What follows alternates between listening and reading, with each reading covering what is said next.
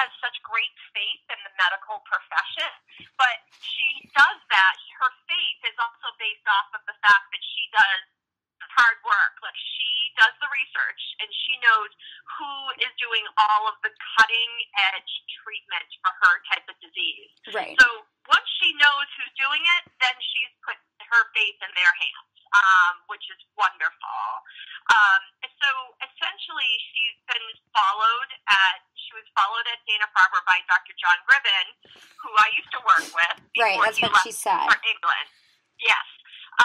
And so back then, when your grandmother was first being treated, they came up with this, what they call the CLL Research Consortium, which, and hopefully I don't lose you as I go through the tunnel. If I do, I'll call you right back. Okay.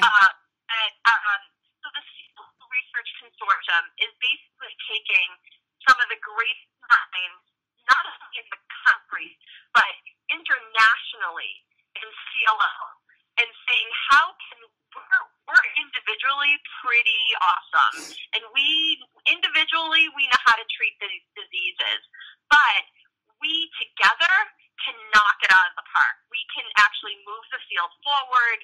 We can look at CLL as not, a homogeneous disease, but as like a heterogeneous disease. So what they were able to do was say CLL acts, maybe it doesn't just act as, it's not the same disease for everyone. Some people have more aggressive forms of CLL, and some people, their disease, their lymph nodes grow. Some people have issues with it in the bone marrow. So once this group got together, and your grandmother was actually very much part of, pushing this along, which is very cool about her. Uh-huh. And Dr. Bird, specifically after Dr. Gribben left Dana-Farber, Dr. Bird was really doing a lot of looking at these more targeted therapies. So the therapy that your grandmother went on, and this is multiple therapies she's been on, but the therapy that she's on, this medication called ibrutinib, it's IBRUTINIB, probably have already looked it up. It's in the pill form. So what's great about it is that she doesn't have to come in and get chemotherapy, and it doesn't, these targeted therapies, the reason why your grandmother wanted to go on this therapy, it's what we call our targeted therapies that really work at kind of, if you think about CLL, these B cells that your grandmother has where they multiply rapidly, chemotherapy goes in and it knocks down everything. Okay. Where ibrutinib goes in and kind of unlocks the B cell and kills the B cell by, like, it's kind of like the difference between opening a door with a key and opening the door with a sledgehammer. You're still going to get through the door. Yeah. It's just that one is a more targeted way, which is cleaner and doesn't cause a lot of side effects, and the other, you can still get the same effect, but you're going to be sick. Right, okay. So, I don't know if you know the answer to this question, but so when she did it at Ohio State, she took the pill, and that was pretty much it.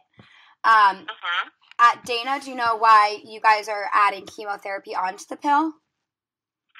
So at the time, they weren't sure if the pill was going to be effective enough. Okay. So what they wanted to do was to do combination therapy so that they would know if the pill, so to guarantee, they were hoping to make sure that there was response. But to the Ohio State group was just doing the pill alone. They were actually further ahead than Dana-Farber was. Okay. And then do you see this pill progressing? Do you see it being able to transform into other places other than leukemia, being used for other types of cancer? Absolutely. So they are looking at this kind of family of medications for other types of similar types of diseases. And that's how these treatments start. And if you could look 10, 15 years down the line, do you see chemotherapy being a thing of the past, or do you see it being a combination of things? That's a really great question. I've been doing this for 18 years, and the fact that we use more targeted therapies now than we ever did, I think that is the way of the future. So these therapies that are targeted and they go after like the specific molecular problem in the cell that causes the cancer, that is definitely the way we're going to go. Until we get there, we're still going to use chemotherapies as well, or in conjunction sometimes.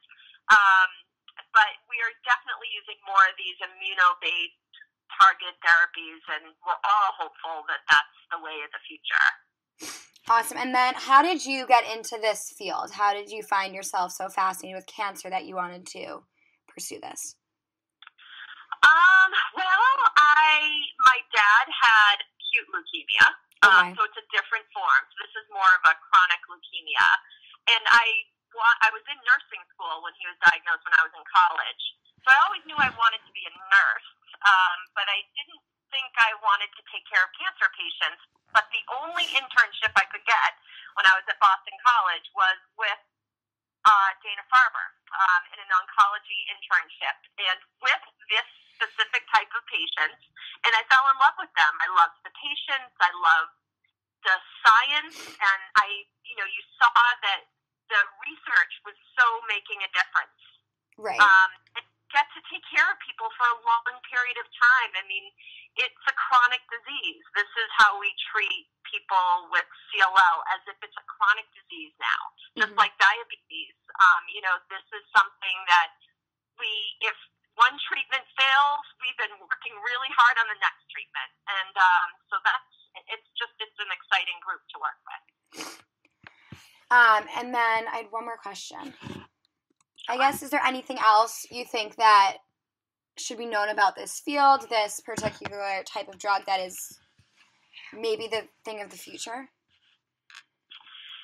So I think what needs to be known is that it takes a lot of money and it takes a lot of energy and a lot of support from industry, from the government, to make these drugs get out there and to happen, and that the researchers and the physicians that are working on these drugs, they need that support. They need advocacy around legislation. They need advocacy and money around it takes money to run these labs. It takes money to develop these medications and to do clinical trials. So, in an age where there's money that, everybody's hurting for it, I think it's very important to remember that these trials need funding so that they can continue to move forward.